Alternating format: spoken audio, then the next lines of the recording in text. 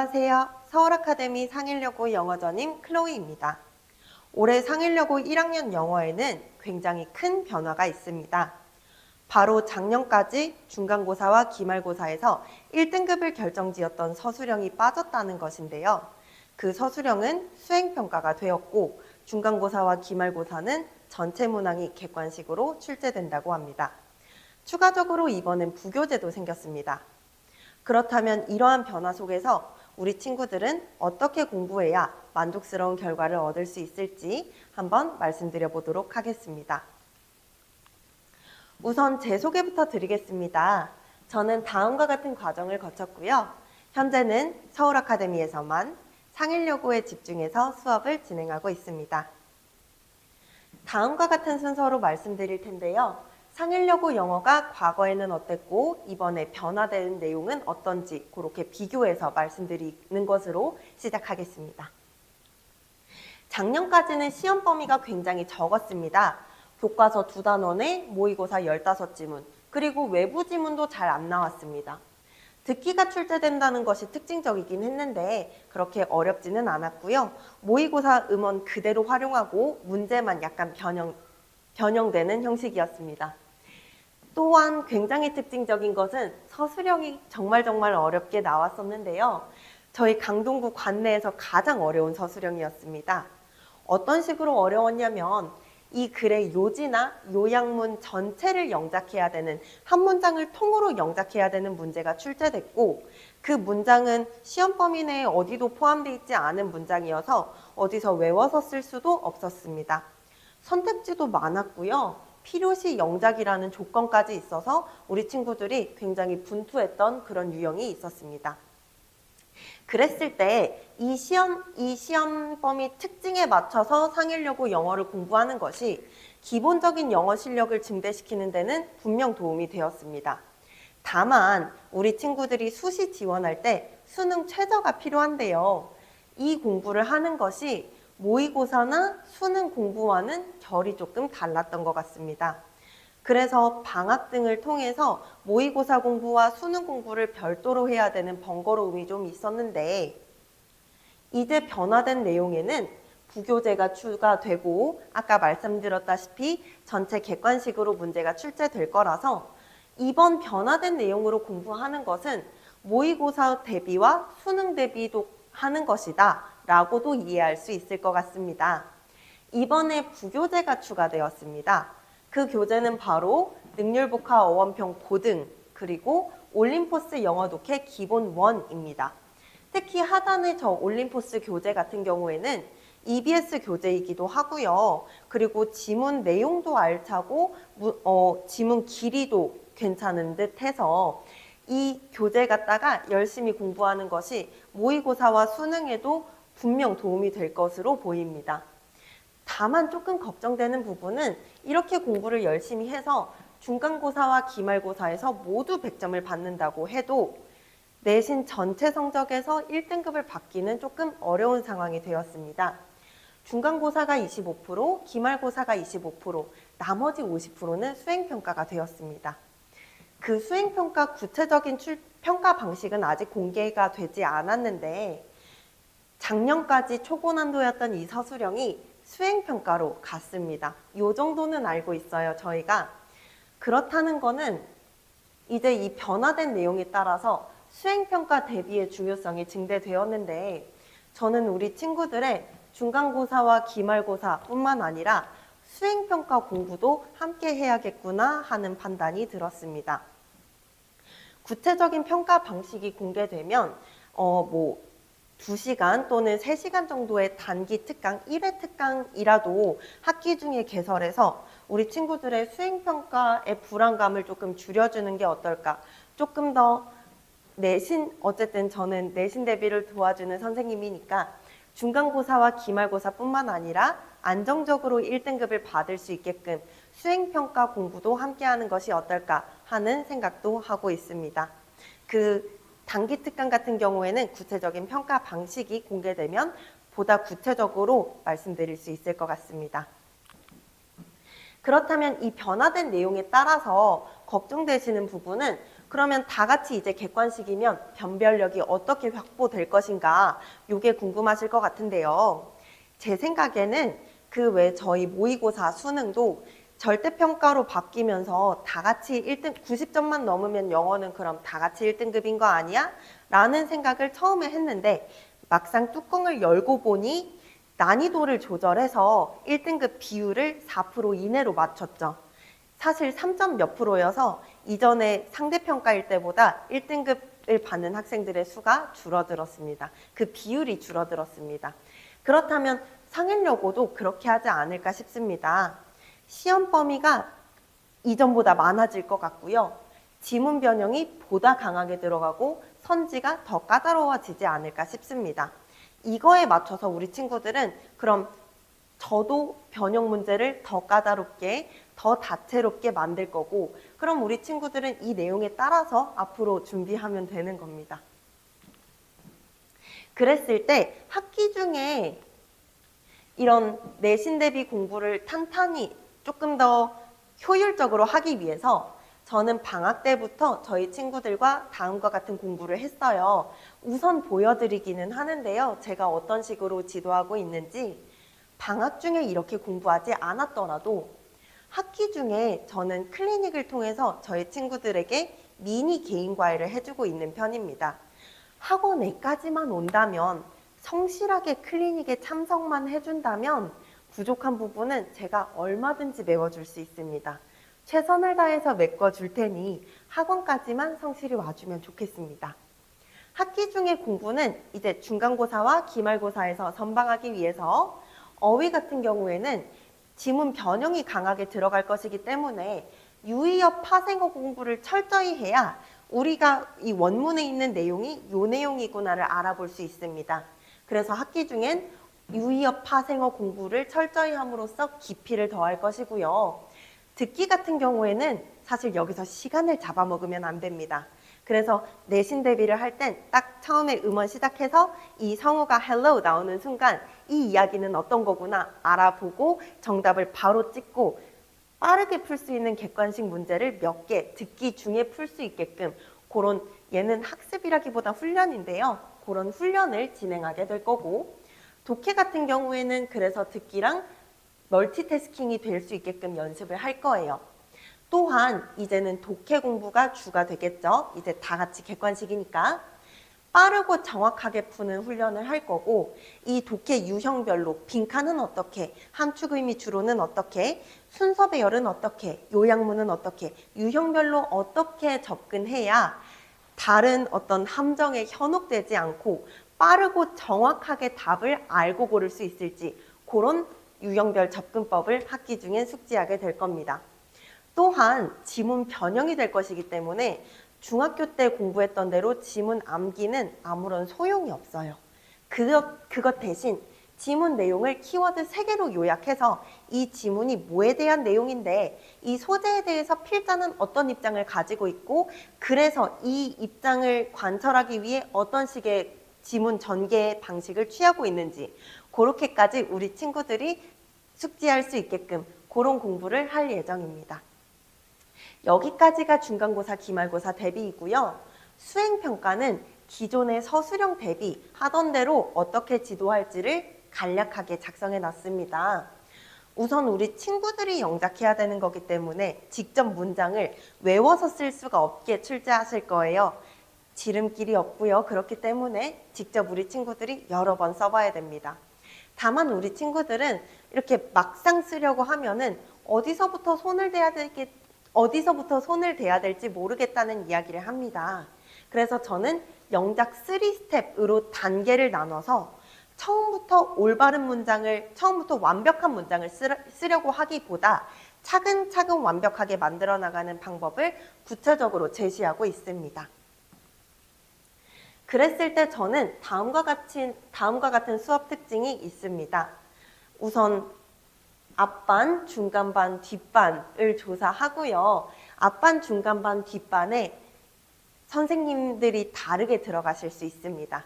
그러면 이 선생님들이 지도하시는 내용을 저는 다 받고 있습니다. 우리 친구들이 그 내용을 저에게 전달줘요.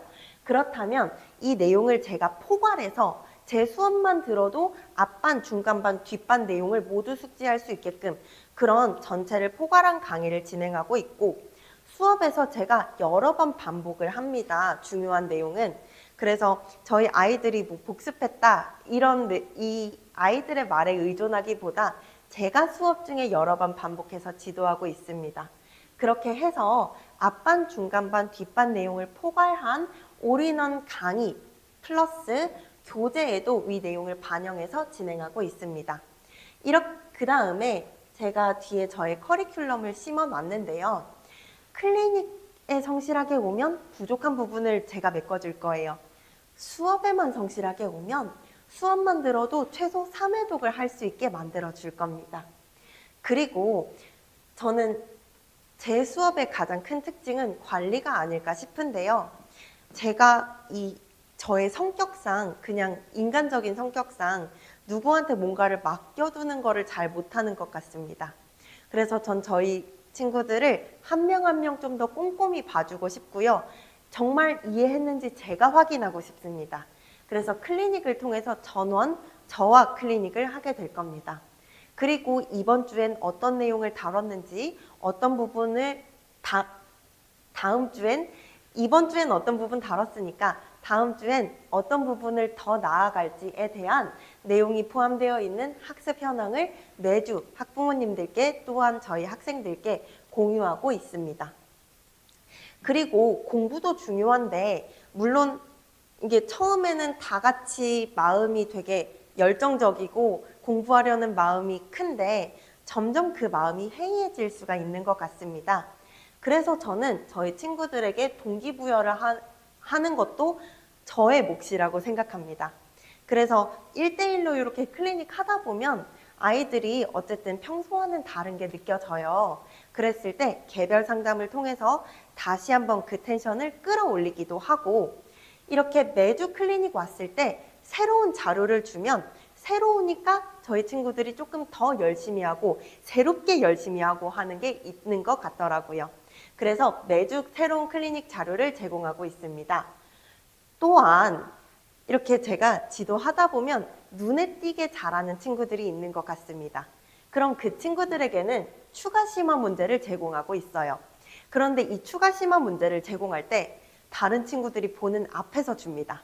그렇다면 이 문제를 받은 친구는 스스로가 잘한다는 생각에 더 열심히 할 거고요. 이 과정을 보는 친구들은 이 문제를 그 친구도 받고 싶어서 더 열심히 합니다. 그리고 뭐 수업 끝날 때쯤에 이 자료를 받지 않은 친구가 이 자료 받고 싶다고 하면 저는 줍니다. 그래서 새로운 자료를 받고 추가 자료까지 받으며 아이들 스스로가 어떤 퀘스트를 해나가는 마음으로 계속해서 열심히 하는 것 같습니다. 그 결과 작년에 저희 반 전원이 성적이 향상되는 그런 성과도 있었고요. 작년까지는 25점 만점이었는데요. 한 시험에서 뭐 4점, 5점, 6점이 오르는 100점 만점이라면 앞자릿수가 한 번, 두 번 바뀌는 그런 경험도 했습니다. 그래서 저는 다음과 같은 수업 특징을 가지고 있고 올해도 우리 친구들과 그렇게 만족스러운 성과를 이루면 좋겠습니다.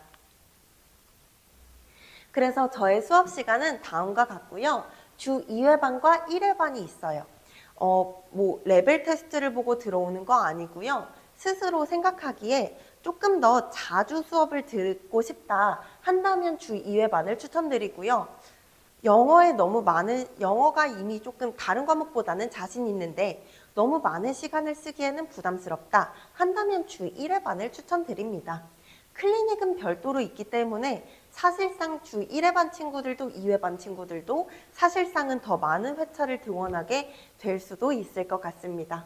클리닉 같은 경우에는 저희 친구들과 제가 별도로 조사해서 아무래도 제가 1대1로 지도하다 보니까 특정 시간에 몰려 있으면 안 돼요. 그래서 참석 가능한 시간을 조사하고 제가 적절히 분배해서 아이들마다 그 시간을 배정해 줄 예정입니다. 그랬을 때 감사하게도 친구들이 이런 꼼꼼하다, 수업에서 제가 여러 번 반복시켜준 부분이 되게 도움이 되었다, 그리고 재밌다, 이런 감사한 후기들을 남겨주고 있는 것 같습니다.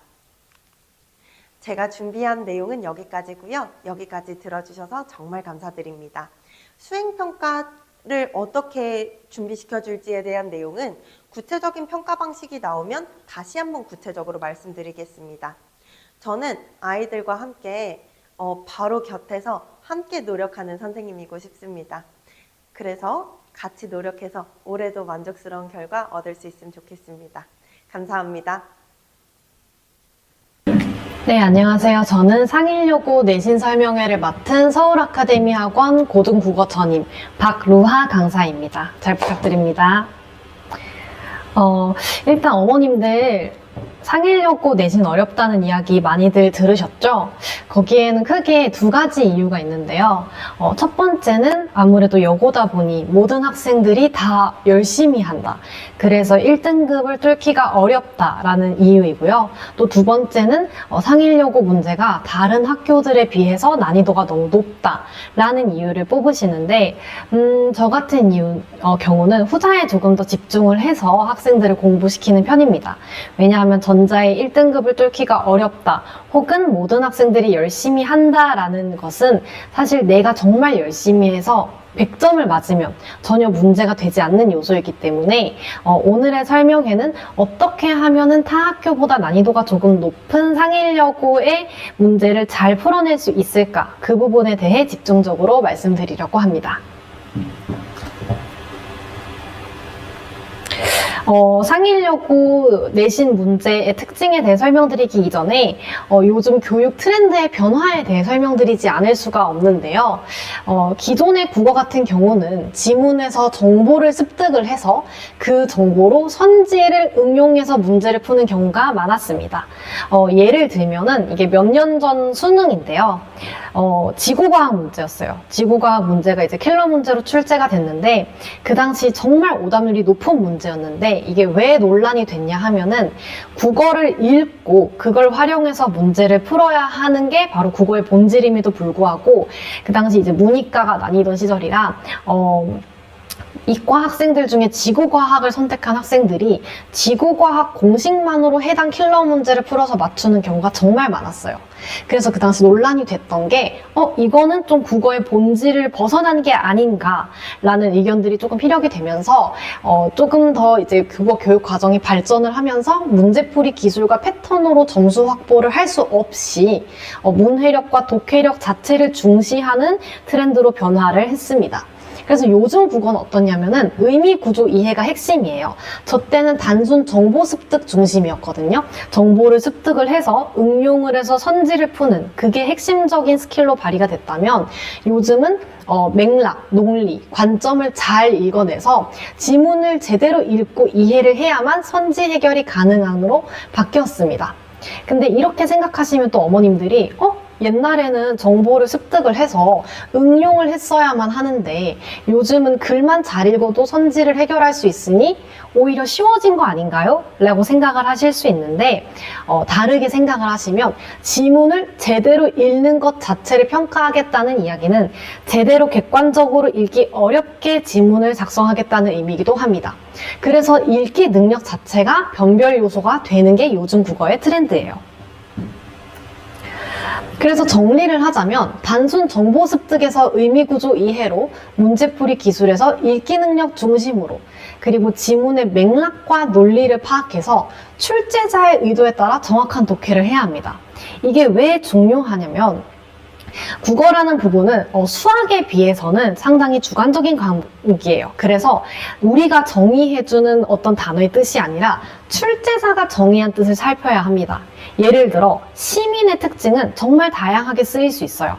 그렇기 때문에 출제자는 특히 비문학에서는 시민이란 하면서 그 지문에서 설명하는 시민의 의미를 설명해 줍니다.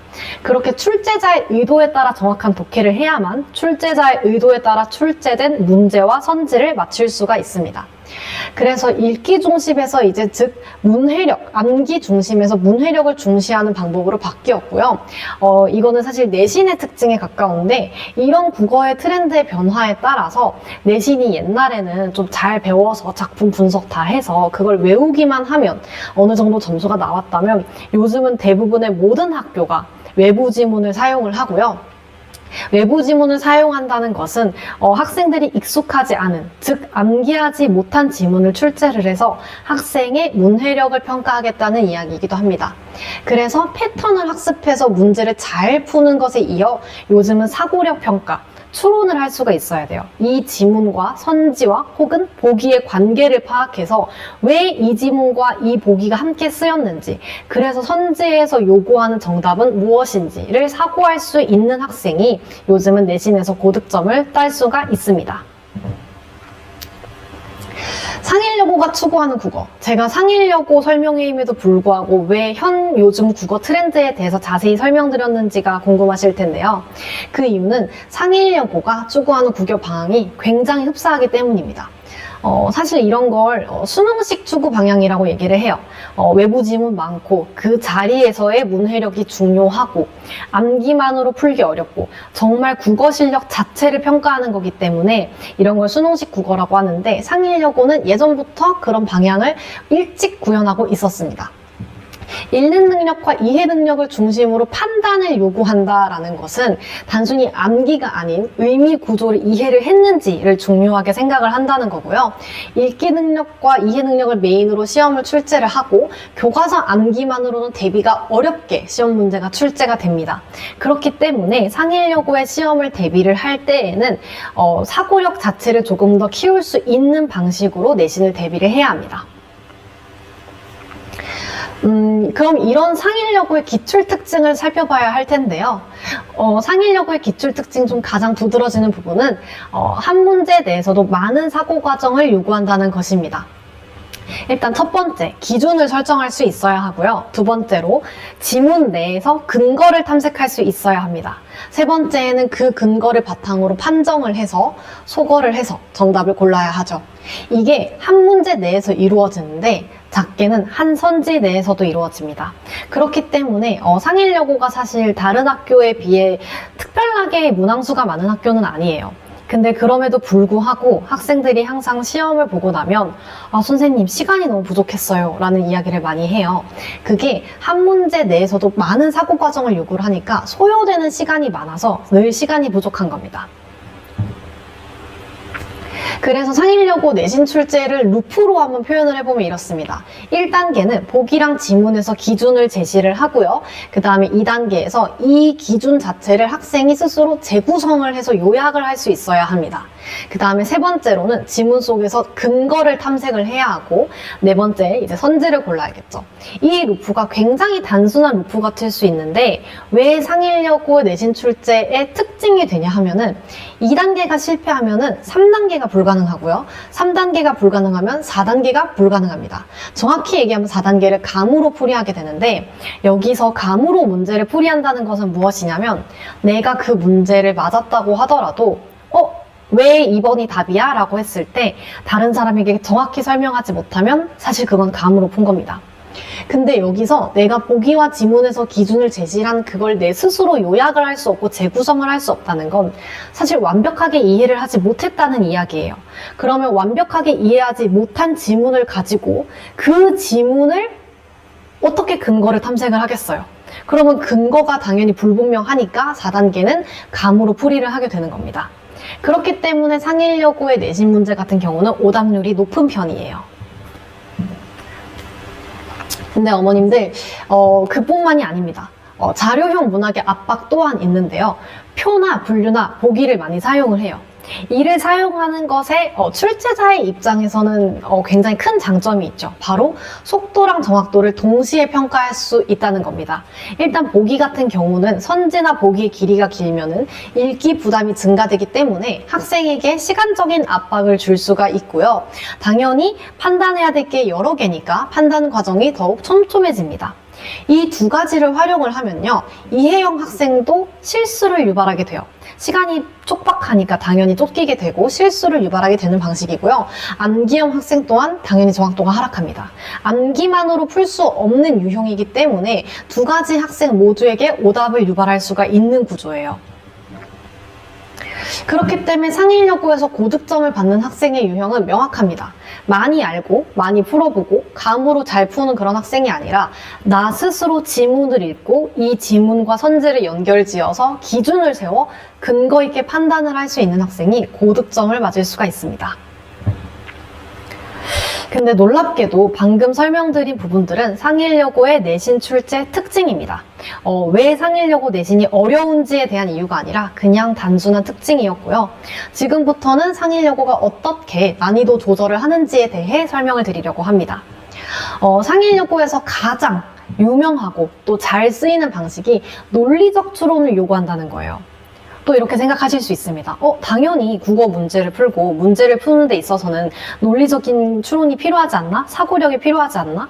되게 당연한 설명을 하시네? 라고 생각을 하실 수 있지만 여기서 이야기하는 논리적 추론은 약간 결이 달라요. 제가 예시를 들어서 설명을 드리면 정보 수집을 하고 이해를 해야 하고요. 그거를 연결 및 맥락 파악을 해야 하고 관계 설정을 할 수 있어야 됩니다. 그리고 그걸 통해 새로운 정보를 도출을 해서 평가를 할 수 있어야 해요. 이걸 이제 예시를 들어서 설명을 해보면 지문에 A라는 역사적 사건이 제시가 되었다고 예시를 해보겠습니다. 그리고 보기에 B라는 역사적 사건이 제시가 되었어요. 그러면 학생은 이 A와 B를 각각 읽고 하나는 조선시대, 하나는 고려시대였다 하더라도 이 둘이 왜 함께 묶여 있는지를 생각을 해서 그걸 관계를 파악을 해서 정보를 도출해서 문제를 풀어야 하는 거예요. 그렇기 때문에 단순 암기를 넘어선 수능형 사고력이 되는 거고요. 자료 연결과 맥락 파악 능력 당연히 중요하고요. 결론을 도출한 능력도 있어야 합니다. 즉, 왜 이게 같이 쓰였는지, 이런 일이 왜 일어났는지에 대해 인과관계를 이해할 수 있는 능력이 있어야 해요. 두 번째로는 굉장히 단순한 부분입니다. 긴 보기와 복수 정답을 하는 건데요. 상일여고는 이제 보통 6문제 정도, 평균 6문제 정도의 복수 정답을 이제 제시를 합니다. 그래서 학생들이 문제를 다 풀고 정답을 2개 골라야 하는, 혹은 2개 이상이 될 수도 있겠죠, 이젠. 그렇게 골라야 하는 복수 정답 문제가 이제 많이 나오는 편인데, 그럼 학생 입장에서는 많은 복수 정답 문항이 있으니까 당연히 판단을 조금 더 꼼꼼히 해야 되고, 그럴 때는 선지 내에서 여러 가지 판단 요소가 있는 걸 잘 분류를 해서 하나하나 정확히 분류해서 정답을 가려내는 방법이 필요합니다. 보기의 함정 같은 경우는 정말 유명해요. 상일여고의 보기 같은 경우는 힌트가 아닙니다. 이게 굉장히 까다로운 부분이에요. 왜냐하면 심지어 수능도 보기가 힌트가 돼요. 이 지문이 있고 보기에 어떤 이야기가 배경이 보통 쓰여 있으면 보기를 읽고 지문을 읽으면 더 이해를 잘 할 수가 있습니다. 하지만 상일여고 같은 경우는 보기가 또 하나의 지문에 불과해요. 내가 이만큼의 지문을 읽고 또 이만큼의 보기를 읽어서 긴 글을 읽고 이제 긴 문제를 풀어야 해요. 그래서 보기를 요약하지 못하고 학생 스스로 정리를 하지 못하면 해당 문항은 결국 감으로 풀어야 하고, 아까 말씀드렸다시피 상일여고는 감으로 문제를 풀이할 경우 오답률이 높기 때문에 해당 문항을 조금 포기하는 상황에 이르죠. 그래서 핵심 기준을 파악할 수 있는 능력이 정말 중요합니다. 세 번째 난이도는 외부 지문에 대한 면역력이에요. 어머님들께서 다독하시는 어머님들도 사실 작년에 출제된 상일여고의 외부 지문들을 보면 굉장히 생소한 작품이 많아요. 전부 다 생소한 작품들로 제시가 됐는데, 일단 외부 지문 출제 비율이 높아요. 보기를 포함해서. 그리고 생소한 외부 지문들을 출제하죠. 이 의도는 굉장히 정확합니다. 아까 서두에 말씀드렸다시피 학생들에게 익숙하지 않은 지문을 제시하겠다. 즉, 그 자리에서의 독해력과 문해력을 판단하겠다라는 목적이고요. 그렇기 때문에 처음 보는 작품도 스스로 분석할 수 있어야 합니다. 그래서 상일여고에서 국어를 잘하려면 국어 피지컬 자체가 굉장히 좋아야 돼요. 그래서 어머님들 이런 이야기 혹시 들어보셨는지 모르겠어요. 상일여고에서 내신을 잘하는 학생이 수능도 잘 본다, 수능 국어도 점수가 잘 나온다 라는 이야기가 많은데, 사실 이거는 굉장히 근거 있는 사실입니다. 왜냐하면 상일여고의 문제 특징이 수능형 문제고 또 이렇게 외부 지문에 강해야만 고득점이 가능한 구조이기 때문에 수능형 문제 방식에 외부 지문이 가득한 수능에서 점수가 잘 나올 수밖에 없는 거죠. 그래서 저는 이제 이러한 상일여고의 내신을 어떻게 대비시키느냐, 또 이게 정말 중요한 부분일 텐데요. 일단 첫 번째로 저는 개념어를 무기화합니다. 너무나 당연한 이야기라고 생각하실 수 있죠. 하지만 이거는 너무나 당연할 만큼 가장 중요한 부분입니다. 왜냐하면 상일여고는 외부 지문이 많고 그만큼 학생들이 처음 보는 지문에서 스스로 판단을 하고 가려낼 수 있어야 하는 부분들이 많아요. 그러면 우선 개념어를 내가 정확하게 알고 있어야 분석을 할 수가 있습니다. 예를 들어 서리법이 무엇인지 정확하게 모르고 감으로만 아는 상태에서 새 지문에서 서리법이 사용되었고 이 서리법이 어떤 목적으로 사용되었는지를 학생이 정확히 가려낼 수 있을까요? 이런 부분 때문에 바로 문학 개념어를 완벽하게 알고 가야 하는 것입니다. 그리고 비문학 같은 경우는 원리 이해를 중심으로 학습을 해야 해요. 비문학을 잘 분석해서 암기를 하는 것이 아니라 글 자체를 원리 있게 읽어내릴 수 있는 방법이 정말 중요하고 글을 통해서 논리적으로 사고를 하며 왜 이런 결론이 도출되었는가를 스스로 질문하고 그 답을 찾아낼 수 있는 능력이 있어야 합니다. 그래야 낯선 작품이랑 선지 그리고 보기까지 다 분석을 할 수가 있어요. 두 번째로는 독해 체력이 강화되어야 합니다. 즉석 독해력 훈련이란 무엇이냐? 처음 보는 긴 보기에서 핵심을 파악하는 거예요. 핵심이라 함은 함정이죠. 자, 여기서 정확히 이 부분에서 OX를 판단을 해야 되는데 여기에 치중하다 보면 뒤에 쓰여있는 중요한 단어를 놓칠 수 있어요. 이 부분에 대한 핵심을 파악하는 것을 말하고 또 시험 현장에서 문해력의 등급을 결정하는 구조이기 때문에 저는 수업을 할 때에도 항상 모의고사 기출로 낯선 글에 대한 연습을 시킵니다. 그리고 연결 훈련 또한 정말 중요한데 여기서 연결이라 함은 보기와 그리고 지문뿐만 아니라 선지와 지문도 포함이 됩니다. 왜 이 지문에 이런 선지가 달렸는지 이런 선지를 함정으로 넣었는지 매칭이 될 수 있어야 하고 특히 보기나 추가적으로 제공된 자료랑은 대응을 빨리 할 수 있어야 합니다.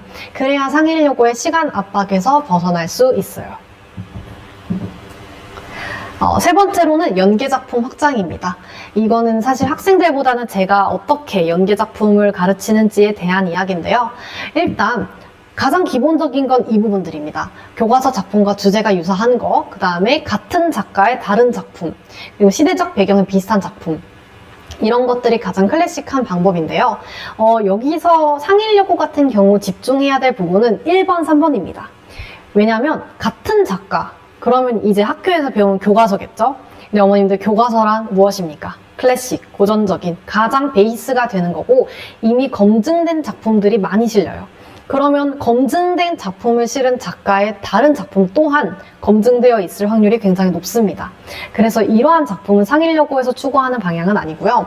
다만 1번, 3번에 치중을 하면 고를 수 있는 방법은 1970년대에도 6.25에 관련된 소설은 쓰여질 수 있지만 우리는 오늘도 6.25에 관련된 소설을 쓸 수가 있죠.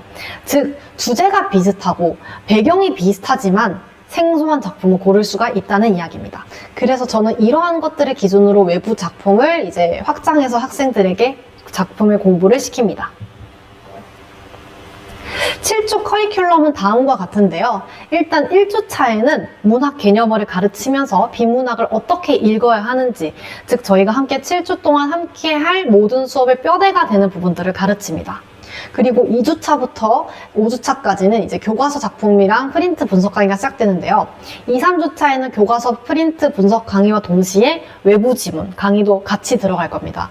왜냐하면 1주차에 잡은 뼈대에 대해서 학생들이 한번 배우고 뼈대를 튼튼하게 세울 수 있기는 사실 어렵기 때문에 2, 3주차에도 복습을 하는 느낌으로 외부 지문을 함께 다뤄보면서 새로운 지문을 어떻게 마주하고 어떻게 분석해야 하는지를 가르치고요.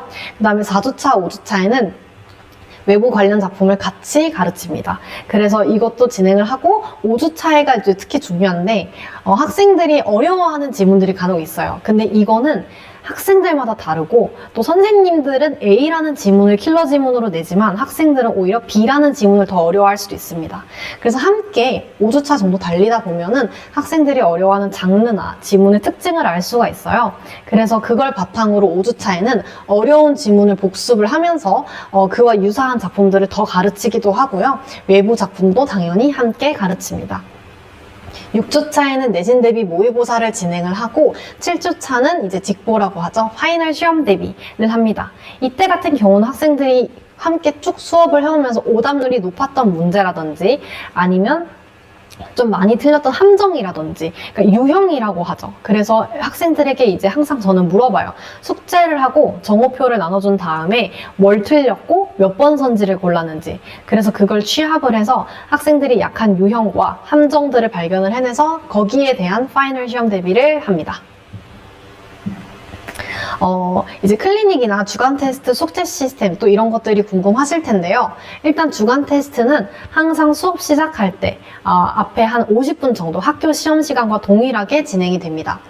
전주 강의를 바탕으로 시험 문제가 출제되고요. 저는 항상 외부 지문도 추가합니다. 그래서 외부 지문 같은 경우는 문학이랑 독서 그리고 보통은 모의고사에서 출제를 하는데 그냥 가끔 학생들한테 말하지 않고 수능이나 수능 특강에서 출제를 하기도 해요. 왜냐면 학생들이 모르고 풀면 잘 풀어요. 이거를 수능 문제야 하면 처음부터 겁을 먹는데 모르고 풀면은 그냥 늘 고등학교 1학년 모의고사를 푸는 마음으로 수능 문제를 풀면 생각보다 정답률이 높아요. 그래서 외부 지문을 그런 부분에서 떼우고요. 목표는 하나입니다. 실전 독해력을 향상하려는 거예요. 전주의 강의를 확인하는 것도 중요하지만 그거는 클리닉에서 정말 많이 하고 주간 테스트에서는 이 전주 강의가 업그레이드 돼서 어려워졌을 때도 문제를 맞출 수 있는지 외부 지문을 시험과 같은 압박 환경 속에서 분석해낼 수 있는지를 확인하는 것입니다. 숙제 시스템은 아까 말씀드렸다시피 이제 선지 판단이 정말 중요한 학교이기 때문에 지문 OX 문제 출제하고요. 또 상일여고가 기출이 그렇게 풍부한 학교는 아니에요. 이번에 최근에 또 교과서도 바뀌기도 했기 때문에 기출 및 자체 제작 문제를 같이 사용을 합니다. 그 다음에 외부 지문 3, 4개 항상 숙제에도 넣어서 저는 분석 연습을 시키고요. 마지막으로 수능급 문제, 수능에서 킬러 문제와 비슷한 유형을 몇 개 넣어서 학생들의 사고력 평가를 함께 진행을 합니다. 제가 숙제가 조금 많은 편이고 또 수업 내용도 얼핏 들으셨을 때 되게 하드하다라고 생각을 하실 수 있는데요. 그렇기 때문에 조금 더 꼼꼼한 클리닉 학습이 진행됩니다. 클리닉 테스트 같은 경우는 주간 테스트의 미니 버전인데요. 이건 이제 외부 지문을 제가 넣을 때도 있고 안 넣을 때도 있고 선택적으로 활용을 합니다. 왜냐하면 클리닉 테스트의 가장 큰 목적은 전주 강의가 얼마만큼 학생들에게 학습되었는지를 확인하기 위함이고요. 그래서 주간 테스트의 미니 버전이라고는 쓰여 있지만 정확히 얘기를 하면 전주 강의에 대한 그냥 간단한 30분 정도의 테스트라고 생각을 하시면 될 것 같습니다. 그리고 1대1 피드백, 당연히 학생과 함께 시험지를 보면서 진행을 합니다. 이게 대부분의 분들은 그렇게 생각을 하세요. 수학만 풀이 과정이 있는 게 아닌가. 하지만 국어도 보면은 오래 가르친 입장에서는 학생들이 이 문제를 헷갈려 하다가 둘 중에 하나를 골랐는지 찍었는지 맞췄지만 근거가 있는지 없는지 시험지 안에서 다 분석을 해낼 수가 있습니다. 그래서 함께 학생이 풀이한 시험지를 보면서 1대1로 이제 개별 학습을 진행을 하고요. 그 다음에 숙제 같은 경우는 저는 항상 1대1로 대응을 합니다. 왜냐하면 숙제를 질문을 받아서 수업을 진행하게 되면은 어떤 학생은 너무 잘 아는 내용일 수 있고 어떤 학생은 또 자기가 모르는 문제가 수업에서 진행이 되지 않을 수도 있고 그리고 아까 말씀드렸다시피 이렇게 진행을 하면은 풀이 과정을 볼 수가 없어요. 그렇기 때문에 저는 숙제를 항상 1대1로 확인을 하면서 학생이 모르는 질문 그리고 이걸 왜 몰랐는지 어느 부분에서 어느 관점으로 문제를 풀었는지를 1대1로 다 살핍니다. 이런 클리닉까지 다 진행을 하고 나면은 저는 보고서를 이제 어머님들께 보내드리는데요. 클리닉 테스트와 주간 테스트의 결과 보고서뿐만 아니라 학생 개인별 학습 상황, 아까 말씀드렸다시피 이제 풀이 과정을 다 보고 학생이 예를 들어서 어머님 이런 경우가 있어요. 앞부분은 정답률이 진짜 높은데 뒤는 오답률이 높을 때가 있어요. 이거는 보통 숙제를 미뤄서 한 겁니다. 혹은 문학은 진짜 높은데 비문학은 정말 오답률이 높아요. 이게 어떤 경우냐면 비문학을 못할 수도 있지만 또 비문하기 싫어서 미뤄서 했을 수도 있거든요. 그런 걸 다 분석을 해서 학생과 상담을 하고 그런 학습 상황에 학생의 장단점을 모두 포함을 해서 이제 작성을 해서 드립니다. 그래서 저희 클리닉은 이러한 방식으로 진행되고요. 주간 테스트와 그리고 클리닉 테스트, 심지어 전 숙제까지 학생한테 정오표를 주고 이제 유형이 무슨 유형이었는지, 정답은 뭐였는지, 학생은 그 선지를 왜 골랐는지, 틀린 답을 왜 틀렸다고 생각을 하지 못하고 정답이라고 생각을 했는지를 학생에게 다 상담을 해서 그 내용들을 작성을 합니다. 그렇기 때문에 이제 혹시나 가정에서 조금 더 학습에 대한 지도를 하시는 어머님들은 참고를 하시면 될 것 같습니다. 네, 사실 이 뒤가 더 있는데 지금 오류가 난 것 같아요. 근데 사실 감사합니다였어서 네, 뭐 괜찮습니다. 그래서 제가 마지막으로 드리고 싶은 말씀은 저는 실력을 기반으로 한 결과를 굉장히 중요하게 생각하는 강사입니다. 왜냐하면 내신 대비를 잘해서 점수가 잘 나왔어요. 물론 너무 기쁘죠. 선생님의 문제가 적중했어요. 이것도 너무 기쁘죠. 하지만 이것만으로는 안심할 수 없습니다. 왜냐하면 제가 작년에 맡았던 다른 학교 중에 선사고라는 학교가 있는데 그 선사고가 작년에 무슨 일이 있었냐면 중간에 선생님이 한번 바뀌셨어요. 선생님이 한번 바뀌셨는데 선생님이 바뀌면서 약간 유형도 바뀌어서 그 당시 선사고 1등급 컷이 좀 내려갔거든요. 그러니까 이런 부분은 사실 학교의 유형이 달라졌기 때문에 학생들의 오답률이 높아졌다라는 이야기인데 이런 부분은 국어의 피지컬이 상승한 경우는 아닙니다. 저는 국어를 잘해서 문제를 잘 풀어야 어떤 변수에도 대비를 할 수 있다고 생각을 하고 그래야만 내가 국어를 잘한다. 그리고 나는 상일여고의 시험에 대한 대비가 되어 있다. 라고 말을 할 수 있기 때문에 저는 내신 대비를 시키면서 주 목적은 내신의 100점이 아니라 내가 국어를 잘하는 사람이 되어서 고득점을 하는 것. 즉 학생이 국어를 잘하게 만드는 것이 목표이기 때문에 저는 실력을 기반으로 한 결과를 중요하게 생각하는 강사라고 말씀을 드리고 싶고요. 네, 그렇습니다. 네, 그래서 오늘 설명회는 여기서 마무리하도록 하겠고요. 들어주셔서 감사합니다.